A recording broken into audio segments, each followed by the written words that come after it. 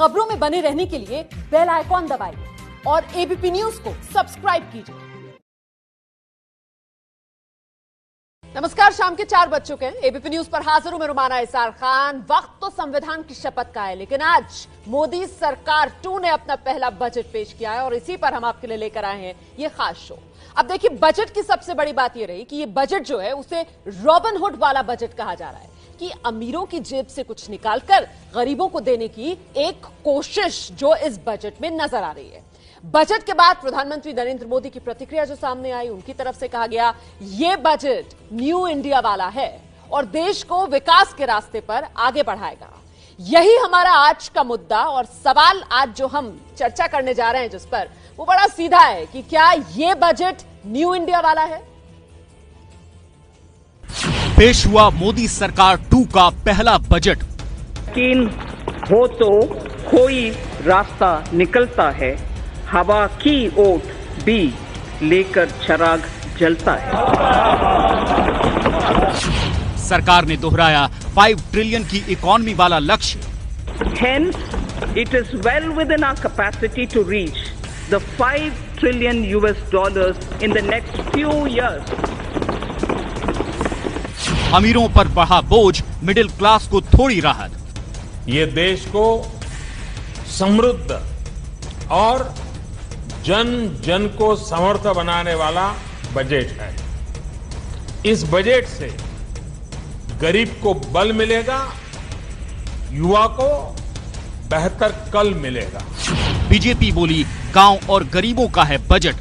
ग्रामीण भारत से लेकर युवा भारत से लेकर महिला लेड डेवलपमेंट के बारे में बजट में उन्होंने बहुत ही अच्छी तरह से भिन्न भिन्न प्रकार के नए स्कीम्स प्रस्तुत किए।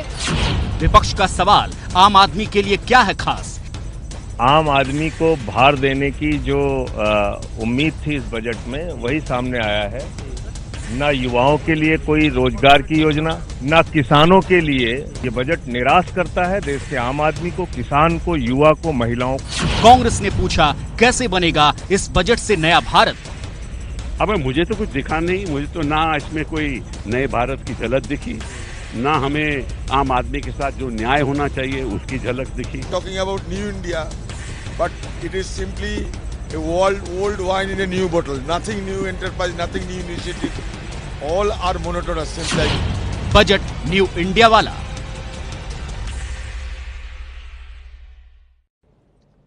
तो ये बजट न्यू इंडिया वाला, इसी पर चर्चा करेंगे। जल्दी से आपका परिचय कराती हूं। खास मेहमान आज की इस चर्चा में जो शिरकत कर रहे हैं, बीजेपी की तरफ से पार्टी के प्रवक्ता गौरव भाटिया हमारे साथ मौजूद हैं। हमारे साथ पॉलिटिकल एनालिस्ट आशुतोष मिश्रा जी मौजूद हैं। स्टूडियो में मेरे साथ 2 खास मेहमान मौजूद हैं, चार्टर्ड अकाउंटेंट गोपाल केडिया जी और बिजनेस एक्सपर्ट प्रांजल शर्मा स्टूडियो में मेरे साथ मौजूद। बहुत बहुत स्वागत आप सभी का। शुरुआत गौरव भाटिया आपके साथ ही करूंगी सर, और मैं समझना यह चाहती हूं कि जो आपके विरोधी हैं, जो विपक्षी हैं, वो या तो इस बजट को जीरो बजट कह रहे हैं या फिर कह रहे हैं कि ये बजट तो जनता के साथ छलावा हो गया साहब, ये तो नई बोतल में वही पुरानी शराब है। लेकिन सरकार की तरफ से जो कहा जा रहा है कि ये बजट न्यू इंडिया वाला, इसको आधार देने के लिए इस बजट के 3 प्रमुख बिंदु जो आप चर्चा में रखें शुरू में, उसके बाद मैं खोलती हूं चर्चा। बिल्कुल रोमाना जी, देखिए, जो आशावादी होते हैं वो देखते हैं कि कैसे देश प्रगति के रास्ते में आगे बढ़ रहा है। नरेंद्र मोदी जी के शब्दों में कहूं तो ये बजट है आशा का, विश्वास का और आकांक्षाओं का, नए भारत का। और जो निराशावादी होते हैं उनको आप कुछ भी दीजिए, चाहे इंटरिम बजट हो या पिछले साल का बजट हो या इस साल का बजट हो, वही रटी रटाई लाइनें आके वो चैनल पे बोलते हैं और वो दिखाते हैं कि इस बजट में कुछ नहीं है। लेकिन आपने एक अच्छा सवाल किया और कुछ पहलू जो बजट के हैं मैं दर्शकों के सामने रखना चाहूंगा। देखिए, सोच और दिशा इस बजट में कितनी मजबूती से रखी गई है कि ग्रामीण इलाकों की पहले बात करते हैं। हर भारतीय के पास, एक परिवार के पास घर हो, वहां बिजली हो, वहां पे शौचालय हो, और इसके लिए जो सबसे बड़ी बात है, बजट में एक फिस्कल डिसिप्लिन होता है कि आप जो घाटा होगा बजट का नेट वो ज्यादा ना हो। तो यहां पे मैं आपको बताऊं, करंट अकाउंट डेफिसिट जो है, कभी 2013-14 में जो 5.6% था, वो आज 2.1% पे लाया गया है। 2018-19 की मैं बात कर रहा हूं, इसके आसपास है। और ये अपने आप में दर्शाता है कि रेवेन्यू कैसे बढ़ा रहे हैं कि आम जनता पे और लोड ना पड़े, बल्कि दायरा बढ़ाया जाए, ज्यादा लोग टैक्स पे करें। और उसके बाद क्या सुविधाएं हैं, महिलाओं का ध्यान रखा गया। जैसे निर्मला सीतारमण जी ने कहा, उन्होंने कहा कि जो सेल्फ हेल्प ग्रुप है उसमें एक महिला सदस्य को 1 लाख का लोन दिया जाएगा। उज्ज्वला योजना के तहत जो एक बहुत ही सफल योजना रही है, 8 करोड़ गैस के सिलेंडर और दिए जाएंगे। ग्रामीण इलाकों पे 2-3 बिंदु बड़े महत्वपूर्ण हैं। जो घर हैं, 1.5 करोड़ घर बनाए जा चुके हैं। प्रधानमंत्री आवास योजना में करीब 2 करोड़ और बनाए जाएंगे। उसके अलावा मैंने 100% घरों में बिजली आई, ये बात कर दी। मनरेगा में ग्रामीण इलाके के लिए खासकर ये महत्वपूर्ण है, 60,000 करोड़ रुपए का एलोकेशन हुआ है, 9% ज्यादा है। इसके साथ कुछ चीजें हमारी प्राथमिकता डिफेंस होता है, डिफेंस का बजट बढ़ाया गया, आधुनिकीकरण करना, 1 रैंक 1 पेंशन का जो वादा हम निभा रहे हैं उसको आगे बढ़ाना, और उसके मिडिल क्लास को जो एग्जेम्पशन 5 लाख की लिमिट बढ़ाई गई थी इंटरिम बजट में, उससे देख के इसे भी जोड़ना चाहिए। 1.5 लाख रुपए का डिडक्शन मिलेगा, टैक्स डिडक्शन, अगर आपने हाउसिंग लोन ले रखा है और हाउस 45 लाख रुपए तक का है। तो हर किसी के लिए, चाहे महिला हो, किसानों के लिए किसान सम्मान निधि की बात जो इंटरिम बजट में थी वो लागू हो चुकी है। ठीक है, मतलब आप कह रहे हैं कि जो पार्टी की लाइन सबका साथ सबका विकास, इस बार तो सबका विश्वास भी है, तो आपने सबके लिए यहाँ पर गिना दिया कुछ ना कुछ किस तरीके से है। मैं आशुतोष जी का रुख करती हूँ। आशुतोष जी, जहां से गौरव ने अपनी बात शुरू की, कम से कम आप तो मुस्कुरा रही हैं रोमाना जी, ये अच्छा लग रहा है। विपक्ष तो बड़ा निराश और हमेशा जो है अपनी मुस्कुराहट कहीं छोड़ आता है, लेकिन आप मुस्कुरा रही हैं, देश मुस्कुरा रहा है, ये अच्छी बात है। चलिए सर, अब जरा आशुतोष जी को देखते हैं, वो मुस्कुराएंगे या नहीं। आशुतोष जी, जहां से गौरव ने अपनी बात शुरू की थी कि सोच और दिशा, अगर आप समझ जाएंगे सोच और दिशा को, तो फिर ये बजट न्यू इंडिया की मंजिल पर पहुंचा देगा। और उसके लिए गौरव ने गिना भी दिया किस तरीके से ग्रामीण भारत, युवा, महिला, सबका ध्यान रखते हुए नए भारत की ओर तो लेकर जा रहा है सर बजट। फिर सवाल क्यों बजट पर? तो इसका जो है जवाब मेरे ख्याल में भाजपा के अर्थशास्त्री सांसद हैं श्री सुब्रमण्यम स्वामी, उन्होंने बड़ी सारगर्भित एक तीखी टिप्पणी करी है। जो समझने वाले हैं वो समझ जाएंगे और जो ना समझें वो अनाड़ी हैं। ये आप जो न्यू इंडिया की बात करते हैं हम लोग बार बार, तो सुब्रमण्यम स्वामी के आप पढ़ेंगे कमेंट तो समझ जाएंगे। यहाँ पे देखिए क्या है कि जब जहाँ पे पेट्रोल और डीजल के दाम बढ़ा दिए गए हों तो वो कैसे जो है आम आदमी की मदद करेगा, मेरी तो समझ में नहीं आता। जो ये 5 लाख रुपए की बात करते हैं, ये पिछले बजट में हुआ था और ये समझा दिया गया था कि इसको कितने कम लोगों को फ़ायदा होगा। जहां ये बात करते हैं फिजिकल डेफिसिट की, तो पीयूष गोयल ने पिछले बजट में किस तरह से सब्सिडीज़ को हाइड किया था, छुपाया था, वो भी स्पष्ट कर दिया गया था। तो ये बातें जो है सुनने में अच्छी लगती हैं, लेकिन ऐसा सच में कुछ हुआ नहीं है। बात करें हम लोग होम लोन्स की, तो यहाँ पे 45 लाख रुपए वाले घर जो आप बात कर रहे हैं, तो रोज़ अखबार में पढ़ते हैं कि इतने बिल्डर्स हैं जिन्होंने पैसा लिया और भाग गए, और वो बेचारे जो है टैक्स पेयर्स घूम रहे हैं, जो है उनको घर नहीं मिल रहा है। उनके बारे में तो हमने कुछ सुना नहीं यहाँ पे कि क्या होगा। जो मुद्रा लोन की ये बात कर रहे हैं कि 1 लाख रुपए का मुद्रा लोन मिलेगा, तो उन सेल्फ हेल्प ग्रुप्स को सबसे बड़ा नुकसान हुआ था नोटबंदी से। और अब ये मुद्रा लोन जिसकी ये बात करते हैं, उसके बारे में वार्निंग दी गई है कि ये जो है अगला एनपीए का जो है सबसे बड़ा कारण होगा। यहाँ पे आप बैंक में 70,000 करोड़ का रिकैपिटलाइज कर रहे हैं उसको। इस बैंक के लोन से सबसे ज्यादा फायदा किसको होता है? कॉर्पोरेट सेक्टर को होता है। आपने अभी एक बात शुरू में कही, और वो कॉर्पोरेट सेक्टर में सब ये नीरव मोदी, मेहुल चोकसी और विजय माल्या टाइप के लोग आते हैं। आपने एक बात कही रॉबिंग हुड की, यहाँ पे रॉबिंग तो हो रही है, लेकिन कॉर्पोरेट सेक्टर में तो वो जो है 25% की दर रखी गई है और 400 करोड़ तक के जो है उसमें कंपनियों को लाया गया है। और जबकि एक आदमी, मेहनतकश आदमी जो कि कमा रहा है, चाहे वो 5 करोड़ हो, 2 करोड़ हो, 3 करोड़ हो, उसके ऊपर हो, उस पे आप 38 से 42% तक की टैक्स की दर दे रहे हैं। तो यहाँ पे मैसेज क्या है? यहाँ पे आम आदमी पे आप दबाव दे रहे हैं पेट्रोल और डीजल ऐसे टैक्स बढ़ा के, जिससे खाद्य की और हर चीज के रोमाना दाम जी बढ़ेंगे। उत्तर भी दे दें। और यहाँ पे जो आदमी मेहनत करके कमा रहा है इंडिविजुअल, उस पे टैक्स का दर बढ़ा रहे हैं। आशुतोष जी, ये आशुतोष जी, एक चाहे ठीक है, दोनों ठीक है, स्पेक्ट्रम ठीक में है, आप आशुतोष जी, देखें, दोनों तरफ जो है बोझ है। आशुतोष जी देखिए, एक तरफ ये बजट जिसको लेकर गौरव ने अपनी बात रखी, वहीं दूसरी तरफ आपने लेकर जो सवाल उठाए, और आपके जो सवाल थे उसमें आपने बहुत हद तक सरकार के आंकड़ों को एक तरीके से हवाई दिखाने की कोशिश की। तो सर, आज जब वित्त मंत्री निर्मला सीतारमण ने बजट स्पीच पढ़नी शुरू की तो वो शेर मैं भी एक बार पढ़ देती हूँ सर। यकीन शब्द का उसमें इस्तेमाल किया गया था कि यकीन हो तो कोई रास्ता निकलता है, हवा की ओट लेकर भी चिराग जलता है। तो यहां तो जो आप लोग यकीन कर नहीं पा रहे हैं, विपक्षी, शायद उनके लिए भी ये शेर रखा होगा निर्मला सीतारमण ने। इनका चीफ इकोनॉमिक एडवाइजर, इनके फॉर्मर चीफ इकोनॉमिक एडवाइजर खुद कहते हैं कि इनके रॉबिनहुड वाला, ठीक है सर, ठीक है, मैंने आपको पूरा समय दिया, अब मुझे आगे बढ़ना है ना, बाकी मेहमान भी मेरे साथ है। दूसरा जो आपने कहा साहब की रॉबिनहुड वाली जो बात आपने कही, तो साहब ये बात रॉबिनहुड वाली जो हमने कही, इसकी दिशा भी देश के प्रधानमंत्री पहले ही दिखा चुके हैं। प्रांजल, क्या मैं गलत हूं? क्या देश के प्रधानमंत्री ये पहले ही नहीं कह चुके कि साहब इस देश में लोग दो ही तरह के हैं, एक वो जो गरीब हैं और दूसरे वो जिन्हें गरीबों को ऊपर लेकर आना है, गरीबी से बाहर निकालना है लोगों को। तो उसी दिशा में देश आगे बढ़ रहा है और यही तो है वो न्यू इंडिया जिसका सपना साकार करने के लिए चली है मोदी सरकार 2। मेरा ख्याल है मोदी सरकार का जो मंशा है पिछले कुछ सालों से हम देख रहे हैं, मैं ये नहीं कहूंगा कि वो अमीरों के खिलाफ है, लेकिन वो अमीर जिन्होंने गैर कानूनी तौर से गैर जायज पैसा कमाया है उनके खिलाफ ये सरकार जरूर है। और उन्होंने बार बार ये कहा है जिसने भी अपना पैसा सीधे सच्चे ढंग से कमाया उसको किसी से डरने की बात नहीं है। लेकिन आज उन्होंने जो कदम उठाए हैं, जो वित्त मंत्री ने कदम उठाए हैं, उन्होंने ये कहा है कि अगर आप 1 करोड़ रुपए कैश बैंक से निकालते हैं तो आपको उस पर टैक्स देना पड़ेगा। अब ये बताइए, ऐसा कौन सा व्यक्ति होगा जिसको 1 करोड़ रुपए 1 साल में कैश निकालना पड़े?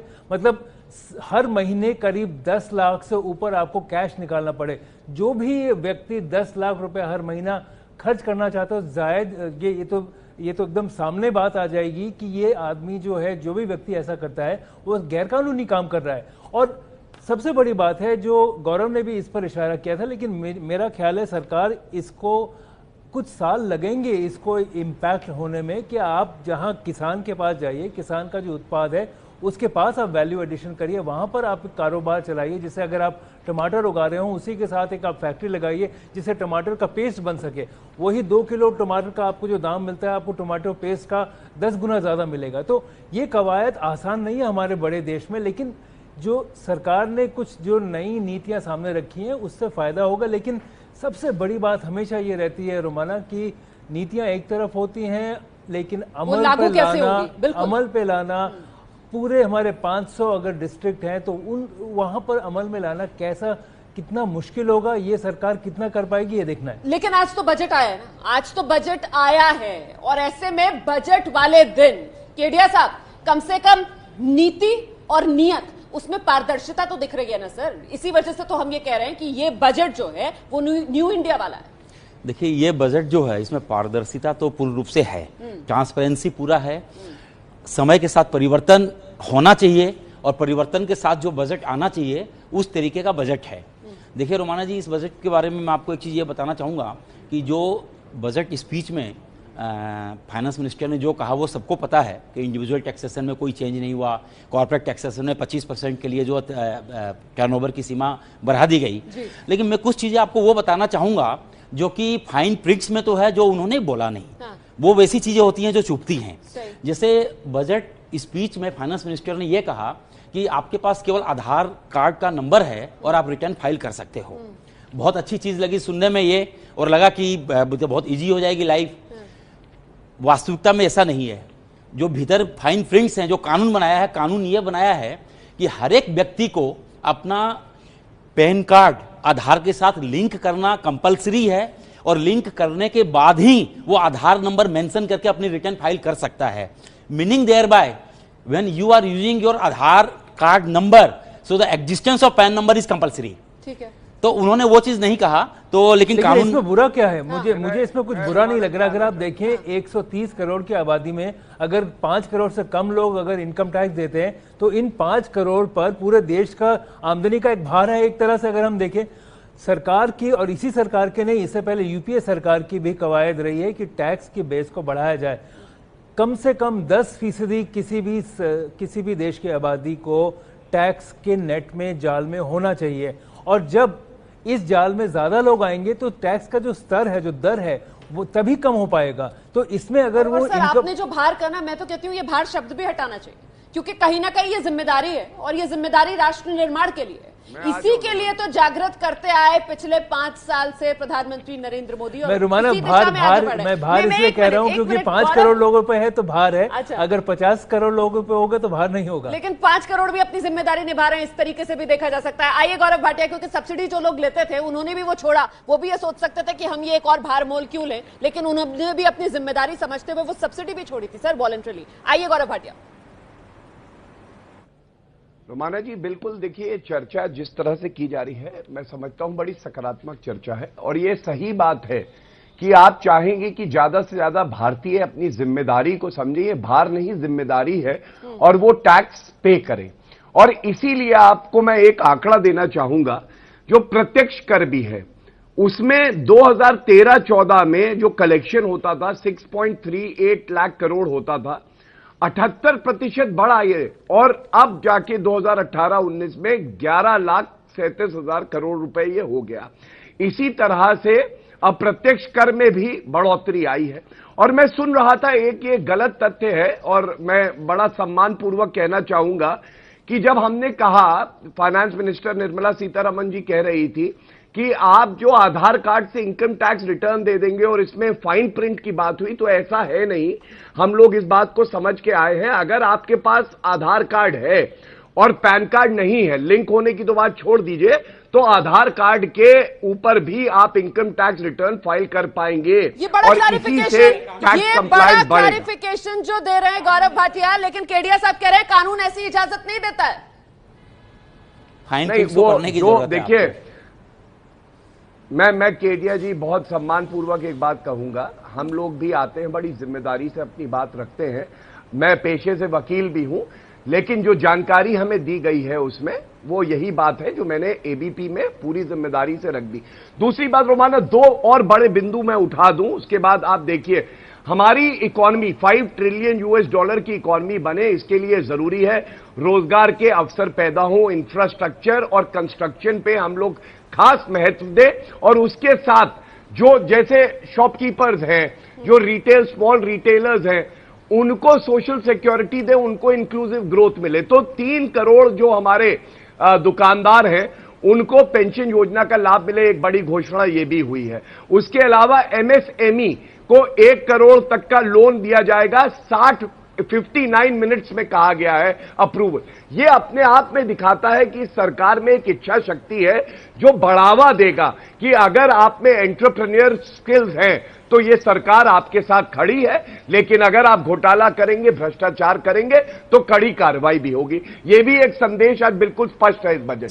ठीक है गौरव, आपने ये वाली जो पॉइंट्स रखे हैं समावेशी होने के, किस तरीके से $5 ट्रिलियन वाली इकोनॉमी जिसका सपना पूरा करने में भी मददगार ये बजट रहने वाला है, उस पर मैं आशुतोष जी का रुख करूंगी। लेकिन आशुतोष जी की तरफ से जो बात कही गई थी कि साहब पेट्रोल डीजल की किस तरीके से घुमाकर जो नाक है वो पकड़ ली गई, हाथ सीधा ना करके, उस पर अगर आप जवाब दे दें। पेट्रोल डीजल में जिस तरीके से उम्मीद तो ये की जा रही थी कि जीएसटी के दायरे में आएगा, लेकिन मामला यहां तो उल्टा पड़ गया, कीमतें और बढ़ गई। नहीं रोमाना जी, मैं फिर एक बात कहूंगा, देखिए मिडिल क्लास के लिए, जो ग्रामीण इलाके के लोग हैं, या हर नागरिक के लिए ये बड़ी संवेदनशील सरकार रही है। और जो मार्केट फोर्सेस ड्राइव करती हैं पेट्रोल डीजल को, तो आपने देखा कि जब रेट गिरे तो इस सरकार ने देखा, और जो कंपनीज थी उन्होंने रेट गिराया भी। जो बड़ा मूल प्रश्न है कि अगर कोई सेस कलेक्शन से रुपया आता है, तो कभी एक कांग्रेस की सरकार थी, राजीव गांधी कहते थे 1 रुपए चलते हैं केंद्र से तो 10 पैसे पहुंचते हैं। आज डायरेक्ट बेनिफिट ट्रांसफर से 1-1 रुपया जो कलेक्ट होता है वो सोशल वेलफेयर स्कीम्स में जाता है, वो आम जनता के लिए कहीं ना कहीं उनको मजबूत करने के लिए जाता है। और मैं बड़े गर्व से कह सकता हूं, डायरेक्ट बेनिफिट ट्रांसफर से ही केवल 1,10,000 करोड़ के आसपास ये सरकार, पिछली सरकार बचा चुकी है। ये क्या दर्शाता है कि ठीक है, अगर सेस कलेक्शन होगा तो उसका सदुपयोग होगा। आम आदमी को स्वास्थ्य बीमा योजना मिलेगी, किसानों को किसान सम्मान निधि मिलेगी, उससे यूनिवर्सिटीज आएंगी, इंफ्रास्ट्रक्चर बनेगा, रोड्स आएंगी। और मैं समझता हूं कोई भारतीय ऐसा नहीं होगा जो ये 1% सेस जो लगेगा उस पर आपत्ति दर्ज करेगा, जब तक उसे ये पता है कि हां इस रुपए का सदुपयोग है और बाकी जो बजटरी चीजें लाए हैं उससे कहीं ना कहीं उसे बड़ा लाभ भी हुआ है। जैसे मैंने आपको मिडिल क्लास का उदाहरण दिया, टैक्स आपका जवाब सुनकर अब आशुतोष जी भी मुस्कुरा रहे हैं, उनके चेहरे पर भी मुस्कुराहट आ गई है। मैं ये चर्चा आगे बढ़ाऊंगी, तो अच्छी बात है। मिलाकर देखिए, अभी तक जो गौरव भाटिया की तरफ से कहा गया आशुतोष जी को भी मैंने मुस्कुराहट तो दे दी। विकास का ताना बाना जो इस बजट में बुना गया है वो भी वित्तीय अनुशासन का पूरा ख्याल रखते हुए फिस्कल डेफिसिट के आंकड़े दिखा रहे हैं। हम छोटे से ब्रेक के लिए यहां पर रुक रहे हैं, फौरन लौट रहे हैं, चर्चा आगे बढ़ाएंगे। आप रहिए हमारे साथ, क्योंकि सपना $5 ट्रिलियन की इकोनॉमी बनने का है, सपना न्यू इंडिया बनाने का है। क्या वो हासिल कर पाएंगे इस बजट से? फौरन लौट रहिए एबीपी न्यूज पर। तो मोदी सरकार 2 का ये पहला बजट, और ऐसे में सवाल जिस पर हम चर्चा कर रहे हैं, ये बजट न्यू इंडिया वाला। सभी खास मेहमान लगातार हमारे साथ बने हुए। आशुतोष जी, गौरव भाटिया को आपने सुना सर विस्तार से, तो ऐसे में तो फिर यही सवाल पूछा जाएगा कि जो संकट थे अर्थव्यवस्था के सामने, जो चुनौतियां थी इस बजट से पहले, मुख्य तौर पर जो विपक्ष की तरफ से भी मुद्दा बनाकर उठाया जा रहा था, बेरोजगारी, कृषि संकट, इन्वेस्टमेंट को लेकर, उस सबको एक तरीके से एड्रेस करने की कोशिश की गई है इस बजट में। मतलब न्यू इंडिया का सपना साकार करने की तरफ सरकार बढ़ रही है ना सर? देखिए, इसमें बेरोजगारी की समस्या कैसे हल करी गई, मुझे तो एक भी स्कीम नजर नहीं आई। अच्छा। आप बात करते हैं इन्वेस्टमेंट की, नहीं, इसी पर पहले आपको बता देती हूँ सर, पहले मैं आपको बता देती हूँ सर, पहले मैं आपको बता देती हूँ, विदेश जाने को तैयार हो रही है। जान लीजिए ना। प्रांजल आइए, बताइए किस तरीके से जो बेरोजगारी की समस्या है उसको हल करने की एक कोशिश नजर आ रही है इस बजट में। देखिए, इसमें मुझे लग रहा है कि सरकार जो कोशिश कर रही है कि जो नौकरियां जैसे पहले हम देखते थे उस तरह की नौकरियां को बढ़ाने का अभी मुश्किल है। बड़ी कंपनियों में, सरकार में नौकरियां नहीं बढ़ेंगी, लेकिन अगर आप उद्योग को और बढ़ाएं और नए कारोबारियों को बढ़ाएं, आप तो वो के लिए सहूलियत कर रहे हैं, आप स्टार्टअप्स को एक पुश दे रहे हैं, उससे कुल मिलाकर रोजगार कृषि क्षेत्र में, एग्री बिजनेस में, सोशल डेवलपमेंट में, सोशल एंटरप्रेन्योरशिप के लिए जो सोशल स्टॉक एक्सचेंज की बात की गई है कि आप कोई भी अगर सामाजिक काम कर रहे हैं उसके लिए आपको पैसा चाहिए, वहां से उठा सकते हैं। जब आप कोई शुरुआत करेंगे तो आप जाहिर है कि आप लोगों को रोजगार देंगे। तो मेरा ख्याल है ये बढ़िया कदम है। आइए आशुतोष जी, अब समझ गए आप कहां पर है रोजगार इस बजट के अंदर, क्योंकि आप देख नहीं पा रहे थे, इस वजह से मुझे प्रांजल को लाना पड़ा।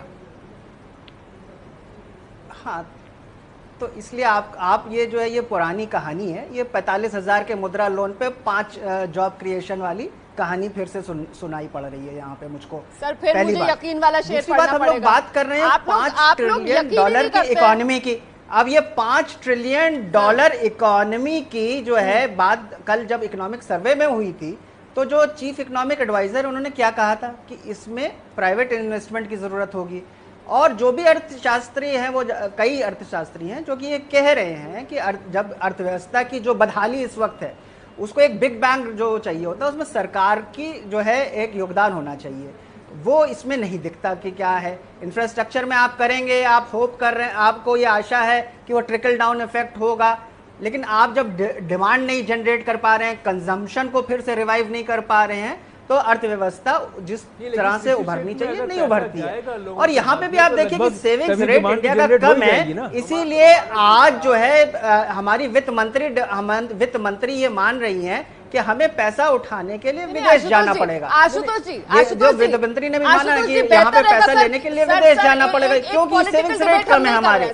सेविंग्स रेट कम है। हम सर एक बहुत ही टेक्निकल डिबेट कर रहे हैं, बजट पर डिबेट कर रहे हैं। हम जो आम दिनों में बहस करते हैं पॉलिटिकल डिबेट, उससे बाहर निकलते हैं। आप मुझे बताइए एक काम जो आप चाहते थे कि हो, जो इस बजट में नहीं हुआ। बाहरी बात कर रहा हूँ। नहीं, बता दीजिए ना। आप बताइए ना सर। नहीं, मैं सर आप बताइए, मुझे वो काम बताइए जिसकी आप उम्मीद कर रहे थे कि ये होना चाहिए था। आप बताइए ना। नहीं पा रही हैं सर, प्लीज आप बताइए सर, मैं तो आपसे पूछ रही हूँ। आप रोजगार नहीं देख पा रहे थे सर, मैंने प्रांजल के जरिए आपको बताया कहाँ पर इसमें रोजगार है। $5 ट्रिलियन जो है इकोनॉमी बनने के लिए क्या क्या उठाई गई बातें, आप बताइए कि कौन सा कदम उठाना चाहिए, कौन सा कदम उठाना चाहिए। बात नहीं कर रहा हूँ, कोई पॉलिटिकल बात नहीं करी मैंने अभी तक। पॉलिटिकल बात पॉलिटिकल बात तब होती जबकि मैं तो आपको एकदम एक सर आप बार-बार ये कह रहे हैं कि ये सब हवा हवाई है साहब, देखिए किस तरीके से कह रहे हैं फिस्कल डेफिसिट आंकड़े कुछ और हैं, आप हवा हवाई बातें कर रहे हैं ना। देखिए आप मुझे बता नहीं दिखाओ, अगर आपके हिसाब से अगर मैं वाहवाह ना करूं, ये तो सुब्रमण्यम स्वामी ने कह दिया। सर सुब्रमण्यम स्वामी ने जो अर्थशास्त्री है उन्होंने भी कह दिया ना। सुब्रमण्यम स्वामी की बात आपके लिए पत्थर की लकीर हो गई है। अब आप जो है दूसरा पॉइंट ऑफ व्यू ना सुने, ये दूसरा पॉइंट ऑफ व्यू ना जो कि बजट में नहीं अच्छा दिख रहा है, आपको बता रहा है, आप सुनेंगे तभी आपको समझ में आएगा। उनको पैसा दिया जा रहा है, अगर छोटे कारोबारियों को दे, मुद्रा लोन दे, तो कह रहे हैं कि उससे कुछ फर्क नहीं पड़ता, तो फिर फायदा कहाँ है? तो आप सुझाव दीजिए, हम लोग भी उस पर विश्लेषण करेंगे। और वही जो आप बता दीजिए सर, आप ये मुद्रा लोन के बारे में जो ये कंट्रोवर्सी है, नई तो नहीं है ना कि 45,000 रुपए में 5 नौकरियां क्रिएट हो जाती हैं। ये तो आपको मालूम होगा कि आप अगर अर्थशास्त्र को फॉलो करते हैं तो ये आपको मालूम होगा। और जो है उठाए गए हैं कि ये अगला एनपीए का सबसे बड़ा कारण होगा, ये भी आपको मालूम होगा। इसलिए यहाँ पे कोई मैं नई बात नहीं कह रहा हूँ, ये उसी एनपीए पर नहीं जाए क्योंकि एनपीए के जो जड़ें हैं वो तो यूपीए में है। बैंकर्स की बात तो आप मानते हैं ना, अभी तो आप मानेंगे ना, तो वो भी नहीं मानेंगे। आपके साथ ये दिक्कत ये है कि जो मोदी क्या चाह रहे थे, आपने मुझे बात भी नहीं पूरी मन में ऐसी कोई बात जो आपको लगता है ये होना चाहिए था साहब, नहीं ये बजट सही नहीं है, ये इससे न्यू इंडिया नहीं बनेगा, आपको भी ऐसा कुछ लग रहा है क्या? क्योंकि आशुतोष जी नकार तो रहे हैं, लेकिन होना क्या चाहिए था ये आशुतोष जी नहीं बता पा रहे हैं। आइए केडिया साहब। नहीं, देखिए बजट में जो रेवेन्यू जनरेशन का जो स्कोप होता है वो 2 जगह से होता है, डायरेक्ट टैक्सेशन होता है, इनडायरेक्ट टैक्सेशन होता है। मोटे रूप से इनडायरेक्ट टैक्सेशन का जीएसटी काउंसिल को पूरा का पूरा प्रभार दे दिया गया कि वो अपना उसको सही तरीके से चलाए। और जहां तक डायरेक्ट टैक्सेशन की बात है, देखिए हमारे पास 12 लाख करोड़ कलेक्शंस हमारे पास हो रहा है, तो इकोनॉमी हमारी बहुत सही रास्ते पर जा रही है। डायरेक्ट टैक्स में अब देखिए हर एक साल जब बजट आता है तो कुछ तो उसमें पलट फेर करना होता है। अगर हम नहीं करते हैं तो यह कहा जाता है नहीं किया, करते हैं तो कहा जाता है किया गया। मैं टेक्निकली आपको बताऊं, इस बजट में इंडिविजुअल टैक्सेशन में हमें किसी को उम्मीद नहीं थी कि कोई छेड़छाड़ होएगा, और इनफैक्ट कोई छेड़छाड़ इसमें नहीं हुआ, क्योंकि इंटरिम बजट में जो चीजें होनी थी वो हो चुकी।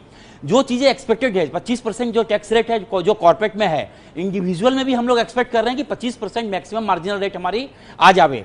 अब कॉर्पोरेट में भी अभी 400 करोड़ जो कर दिया गया, टर्नओवर का बेसिस कर दिया गया, वो धीरे धीरे बढ़ते बढ़ते एक लेवल आ जाएगा कि 25% सारी कंपनियों के लिए हो जाएगा। वो तो चीजें अच्छाई की तरफ जा रही हैं, क्योंकि कलेक्शन हमारा बहुत अच्छा है। और बजट में जहां तक खामियां हैं, देखिए इस बजट में बहुत अच्छी चीज ये की गई है, जो टैक्स असेसमेंट में प्रॉब्लम होती थी, जब फेसलेस असेसमेंट की बात की गई है, सुधार की बात की गई है। ऑफिसर के पास जाते थे, स्क्रूटनी में केस होता था, करप्शन वहां पे इन्वॉल्व हो जाता था। अब एक सेंटर बना दिया गया, एसएससी वहां पर अपनी सारी चीजें फाइल करेगा और ऑफिसर भी वहीं से सारी चीजें पिकअप करेगा। तो सारी चीज सुधार के तरफ जा रही है। मैं कहता हूं जब नियत अच्छी हो तो सारी चीजें अपने आप अच्छी हो जाती है। इस बजट में रोमाना जी नियत बहुत अच्छी लग रही है। मैंने यही कहा था कि नीति और नियत दोनों कम से कम सही दिशा में बढ़ती हुई नजर आ रही है। ये वही पहले है मैं ये बात जो कह इलेक्टोरल बॉन्ड्स खरीदते हैं। आशुतोष जी जो है क्योंकि वो बार-बार सवाल उठा रहे हैं, और सर मैंने तो आपको बुलाया इसलिए कि आप सवाल उठाएं, लेकिन सवाल किसी आधार बड़े के अच्छा साथ उठाएं पेश आ रहे हैं। आप सवाल उठाइए आदमी से कुछ आधार के साथ, इसलिए आप उसको बोझ बढ़ा रहे हैं। नहीं सर, आम आदमी कौन आधार पे उठा रहा हूँ और वो आपको समझ में नहीं आ रहा, तो मैं आपको पसंद नहीं आ रहा है। आम आदमी पे आपने बोझ बढ़ा दिया। उसका खाना महंगा होगा, उसका घूमना महंगा होगा, उसका पहनना महंगा होगा, और कंपनी जिससे कि इलेक्टोरल बॉन्ड्स खरीदती है उस पर टैक्स का बोझ आप नहीं बढ़ाएंगे, क्योंकि वो बेनामी पैसा कंपनी जो है आपका इलेक्टोरल बॉन्ड खरीदती है। मैं तो कहता हूं साहब, आप बताएं इसमें तो टैक्स कम नहीं किया गया, आपने लाके बढ़ा दिया गया, आपने हाथी आके आम आदमी के बांध दिया है। पुराने जमाने में बात सवाल उठाया जा रहा है। आप बोझ उठाइए आम आदमी। मोटा यही सवाल बचा है ना आपके पास, मोटा यही विरोध कर रहे हैं ना आप। पेट्रोल डीजल की कीमतों को लेकर एक बड़ा आपका विरोध है। मैं जवाब ले लेती हूँ ना सर। गौरव भाटिया आइए, कह रहे हैं कि कुल मिलाकर यहाँ पर भार बढ़ेगा आम आदमी पर, महंगाई बढ़ेगी। गौरव भाटिया। बिल्कुल, देखिए चर्चा की शुरुआत में आशुतोष जी ने ही कहा था समझने वाले समझ गए, उसको थोड़ा सा संशोधित करूंगा, समझने वाले समझ गए, जो नहीं समझे वो पार्लियामेंट में मोबाइल पे आज भी खेल रहे थे रोमाना जी। और सुब्रमण्यम स्वामी जी को बार बार कोट किया जा रहा है, और आपने सही कहा सेलेक्टिवली। सुब्रमण्यम स्वामी जी तो ये भी कहते हैं कि गांधी परिवार पूरी तरह से भ्रष्ट है, देश को लूटा है, क्या वो मान लेंगे? चर्चा पे रहते हैं। चर्चा में जो बड़े बिंदु हैं मैं बताऊं, अभी एनपीएस की बात आई, रोमाना जी, एनपीएस में मैं बड़े गर्व से कहता हूं कि 4 साल में 4 लाख करोड़ रुपए की रिकवरी करी है हमारी जो सरकार है उसने, और पिछले 1 साल में 1 लाख करोड़। जो बड़ी बात है कि social welfare scheme, SC ST, women empowerment और बच्चों के लिए क्या है इस बजट में, तो मोटी तौर पे मैं बता दूं 30% बजटरी एलोकेशन ज्यादा है फॉर अनुसूचित जाति के लोगों के लिए, 25% ST के लिए, जो महिलाओं के लिए है 10% बढ़ा दिया गया है, और बच्चों के वेलफेयर के लिए 16% बढ़ गया है। डिफेंस में जैसा निर्मला सीतारमण जी ने भी प्रेस कॉन्फ्रेंस में बताया कि सारे वादे पूरे करते हुए 1 रैंक 1 पेंशन, मॉडर्नाइजेशन, वेपनरी का जो बाकी खर्चे हैं उसमें भी भारी बढ़ोतरी की गई है।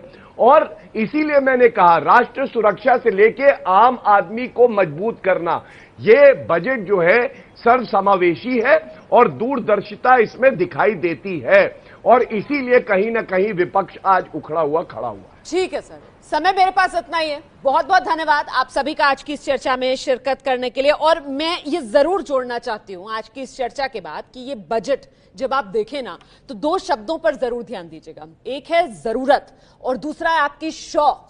हमें बात करनी है नए भारत की, न्यू इंडिया जो हमें मिलकर बनाना है। और इस न्यू इंडिया को बनाने के लिए अगर शौक को आपको थोड़ी सी कम तरजीह देकर जरूरत जो साथी देशवासी हैं उनकी क्या है उसे अगर आप तरजीह देंगे, अगर आप जरूरत और शौक की समझ बनाकर इस बजट को देखेंगे तो यकीनन ये बजट आपको न्यू इंडिया बनाने का सपना साकार करने की दिशा में बढ़ता हुआ बजट ही नजर आएगा। बहुत बहुत शुक्रिया आप सभी का आज की इस चर्चा में हमारे साथ शिरकत करने के लिए। छोटे से ब्रेक के लिए हम यहां पर रुक रहे हैं, फौरन लौट रहे हैं एबीपी न्यूज पर। मोदी सरकार 2 बजट आ गया है, बड़ी कवरेज लगातार जारी, रहिए हमारे साथ।